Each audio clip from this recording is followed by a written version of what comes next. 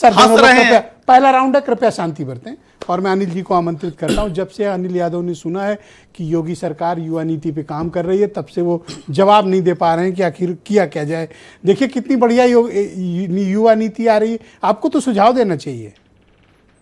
नहीं, बिल्कुल ब्रजेश जी, कोई भी अच्छी नीति आए तो उसका स्वागत ही होना चाहिए, लेकिन बशर्ते ये भी देखना चाहिए कि उसके पीछे नियत क्या है। और मैं समझता हूं कि इस नीति का जो सबसे पहला लाभार्थी किसी को बनाया जाना चाहिए, तो खुद प्रदेश की जो सरकार है उसमें जो बेसिक शिक्षा मंत्री है, पहला लाभार्थी तो उन्हीं को बनाया जाना चाहिए। क्योंकि हमने देखा विधानसभा में एक पन्ना था 4 लाइन का, हिंदी में 4 लाइनें पढ़नी थी, उसमें भी सहमति को श्रीमती पढ़ रहे हैं, समायोजित को सामूहिक पढ़ रहे हैं, और रिश्वत ना देने को रिश्वत देने वाला पढ़ रहे हैं। तो जब इस प्रदेश का बेसिक शिक्षा मंत्री की ये स्थिति है, तो आप समझ लीजिए कि छात्रों के लिए क्या कर रही है सरकार।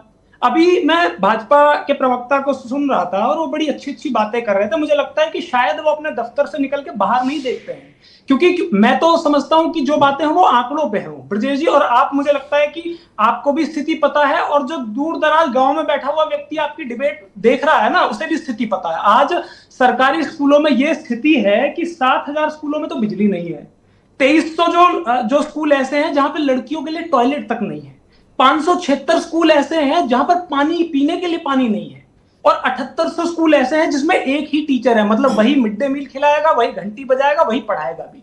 अब जब ये हाल तो बेसिक शिक्षा का है, हमारे प्राइमरी स्कूल का है, आप कहां से यूथ को बढ़ाएंगे भाई? ये सिर्फ बातें किताबी हैं। आप ये आंकड़े बताते हैं कि 26,000 स्कूल जो है वो बंद हो गए हैं।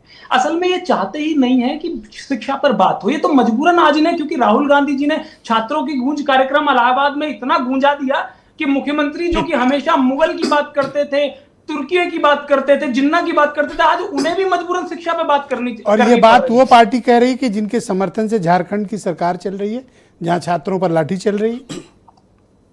देखिए ब्रजेश जी, आपने बड़ा अच्छा सवाल पूछा है, और वो सरकार इसलिए कह रही है, वो पार्टी इसलिए कह रही है क्योंकि उस पार्टी ने आज तक, आप भारतीय जनता पार्टी की सरकार चल रही है, मैं किसी से कंपेयर नहीं कर रहा, लेकिन एक हफ्ते के अंदर जो कार्रवाई हमारी सरकार ने की, किसी ने की हो तो बताइए।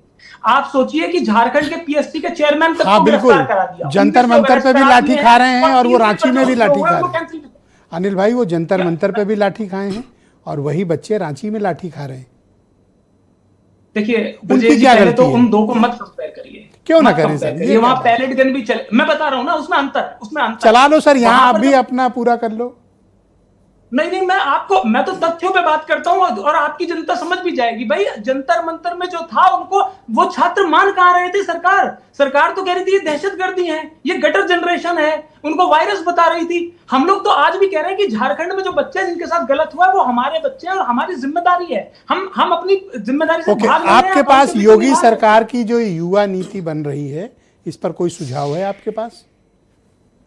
मैं समझता हूं कि इसको अगर सही नियत से बनाया जाता तो निश्चित रूप से हम सुझाव भी देते। अभी आपको 9.5 साल बाद क्यों ध्यान आ रहा है, मैं ये समझना चाहता हूं। क्या अब से पहले योगी जी अच्छा, जब ध्यान आए तब सजेशन दे दो।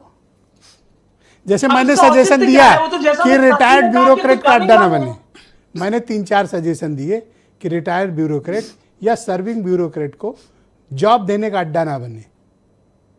मैंने दिया सजेशन।